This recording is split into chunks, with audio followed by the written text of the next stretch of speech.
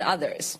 As many of you know, I had planned to travel to Israel and Palestine to hear from individuals on the ground about the conflict so that I could be more informed as a member of Congress and as a member on the Foreign Affairs Committee.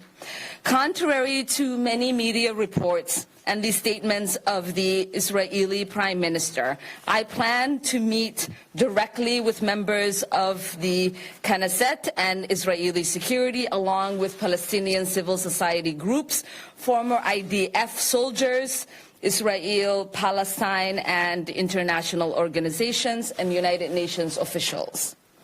Leading up to the trip, I met with constituents holding a wide range of views on the conflict. All the activities on my trip had been done by members of Congress in the past, including a nearly identical trip a few years ago led by the very same Palestinian organization leading this trip. In addition to me and Rashida going on the trip, we were going to be joined by Stacy Plaskett from the Virgin Islands. The decision to ban me and my colleagues, first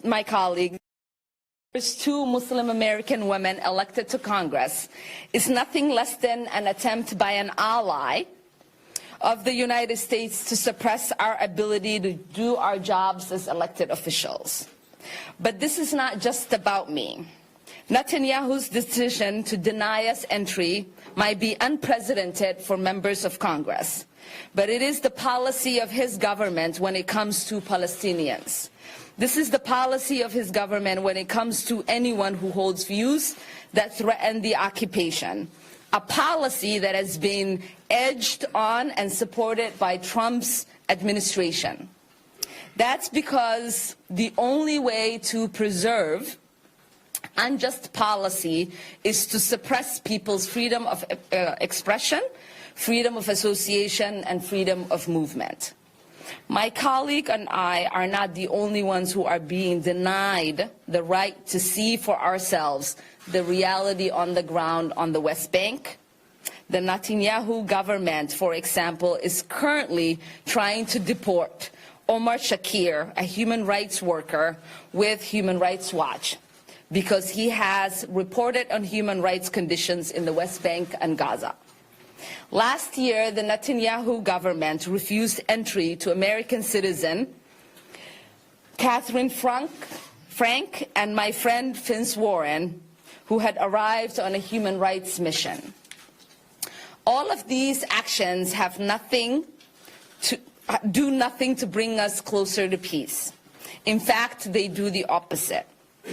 They maintain the occupation and prevent a solution to the conflict.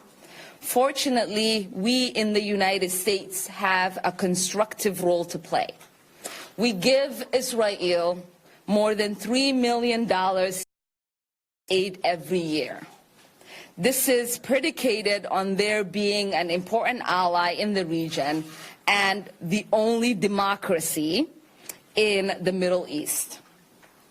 But denying visit to duly elected members of Congress is not consistent with being an ally, and denying millions of people freedom of movement or expression or self-determination is not consistent with being a democracy. We must be asking, as Israel's ally, the Netanyahu government stop the expansion of settlements on Palestinian land and ensure full rights for Palestinians if we are to give them aid. These are not just my views. These are the views held by the range of experts, peace advocates on this issue. We know Donald Trump would love nothing more than to use this issue to pit Muslims and Jewish Americans against each other. The Muslim community and the Jewish community are being othered and made into the boogeyman by this administration. But as we will hear today, people of all different faiths are coming together to speak up against the status quo in the region. I'm grateful for the solidarity shown by so many of my colleagues in Congress. I understand and appreciate the calls for members to avoid traveling to Israel until Rashida and I are allowed to go without condition. But it is my belief that as legislators, we have an obligation to see the reality there for ourselves. We have a responsibility to conduct oversight over our government's foreign policy and what happens with the millions of dollars we send in aid. So I would encourage my colleagues to visit, meet with the people we were going to meet with, see the things we were going to see, hear the stories we were going to hear. We cannot let Trump and Netanyahu succeed in hiding the cruel reality of the occupation from us. So I call on all of you to go. The occupation is real. Barring members of Congress from seeing it does not make it go away. We must end it together. Now it's with honor that I introduce my sister Rashida Tlaib, who has been so brave and